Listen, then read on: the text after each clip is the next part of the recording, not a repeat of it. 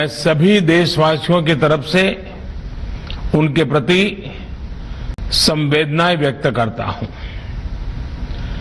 परिवार के एक सदस्य के रूप में मैं आपके दुख में शामिल हूं। चुनौती बड़ी है, लेकिन हमें मिलकर अपने संकल्प, अपने हौसले और तैयारी के साथ इसको पार करना है। साथियों, अपनी बात को विस्तार देने से पहले मैं देश के सभी डॉक्टरों, मेडिकल स्टाफ, पैरामेडिकल स्टाफ, हमारे सभी सफाई कर्मचारी भाई बहन, हमारे एम्बुलेंस के ड्राइवर्स, हमारे सुरक्षा बल, पुलिसकर्मी, सभी की सराहना करूंगा। आपने कोरोना की पहली वेव में भी अपना जीवन दांव पर लगाकर लोगों को बचाया था। आज आप फिर इस संकट में अपने परिवार, अपने सुख, अपनी चिंता छोड़कर दूसरों का जीवन बचाने में दिन रात जुटे हुए हैं। साथियों, हमारे शास्त्रों में कहा गया है, त्याज्यम न धैर्यम विदुरेऽपि काले, अर्थात कठिन से कठिन समय में भी हमें धैर्य नहीं खोना चाहिए। किसी भी परिस्थिति से निपटने के लिए हम सही निर्णय लें, सही दिशा में प्रयास करें, तभी हम विजय हासिल कर सकते हैं।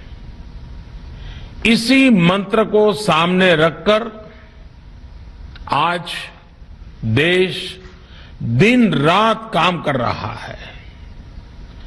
बीते कुछ दिनों में जो फैसले लिए गए हैं, जो कदम उठाए गए हैं, वो स्थिति को तेजी से सुधारेंगे। इस बार कोरोना संकट में देश के अनेक हिस्से में ऑक्सीजन की डिमांड बहुत ज्यादा बढ़ी है। इस विषय पर तेजी से और पूरी संवेदनशीलता के साथ काम किया जा रहा है। केंद्र सरकार, राज्य सरकारें, प्राइवेट सेक्टर, सभी की पूरी कोशिश है कि हर जरूरतमंद को ऑक्सीजन मिले। ऑक्सीजन प्रोडक्शन और सप्लाई को बढ़ाने के लिए भी कई स्तरों पर उपाय किए जा रहे हैं। राज्यों में नए ऑक्सीजन प्लांट्स हो, 1 लाख नए सिलेंडर पहुंचाने हो, औद्योगिक इकाइयों में इस्तेमाल हो रही ऑक्सीजन का मेडिकल इस्तेमाल हो, ऑक्सीजन रेल हो, हर प्रयास किया जा रहा है। साथियों, इस बार जैसे ही कोरोना के केस बढ़े, देश के फार्मा सेक्टर ने दवाइयों का उत्पादन और बढ़ा दिया है। आज जनवरी फरवरी की तुलना में देश में कई गुना ज्यादा दवाइयों का प्रोडक्शन हो रहा है। इसे अभी और तेज किया जा रहा है। कल भी मेरी देश की फार्मा इंडस्ट्री के बड़े जो प्रमुख लोग हैं, उसके जो एक्सपर्ट लोग हैं, उनसे बहुत लंबी चर्चा हुई है। प्रोडक्शन बढ़ाने के लिए हर तरीके से दवाई कंपनियां की मदद ली जा रही है।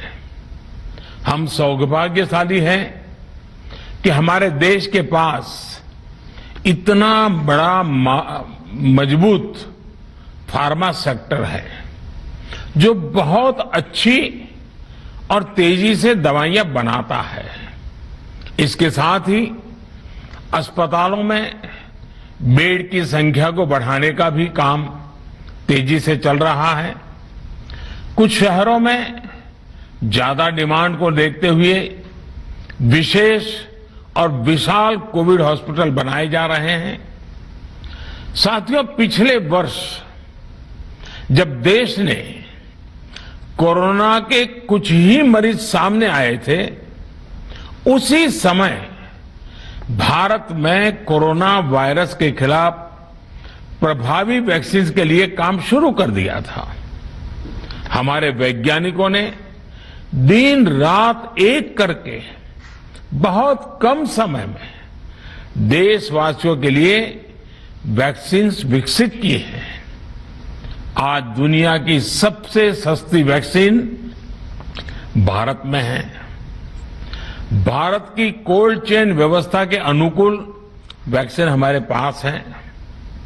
इस प्रयास में हमारे प्राइवेट सेक्टर ने इनोवेशन और एंटरप्राइज की भावना का बेहतरीन प्रदर्शन किया है। वैक्सीन की अप्रूवल्स और रेगुलेटरी प्रोसेसेस को फास्ट ट्रैक पर रखने के साथ ही सभी साइंटिफिक और रेगुलेटरी मदद को बढ़ाया गया है। यह एक टीम एफर्ट है जिसके कारण हमारा Bharat 2 made in India vaccine के साथ दुनिया का सबसे बड़ा टीकाकरण अभियान शुरू कर पाया। टीकाकरण के पहले चरण से ही गति के साथ ही इस बात पर जोर दिया गया कि ज्यादा से ज्यादा क्षेत्रों तक, जरूरतमंद लोगों तक वैक्सीन पहुंचे। दुनिया में सबसे तेजी से भारत में पहले 10 करोड़, फिर 11 करोड़ और अब 12 करोड़ वैक्सीन डोज दिए गए हैं। आज कोरोना से इस लड़ाई में हमें हौसला मिलता है कि हमारे health care workers, frontline corona warriors और सीनियर सिटीजन्स के एक बड़े हिस्से को वैक्सीन का लाभ मिल चुका है।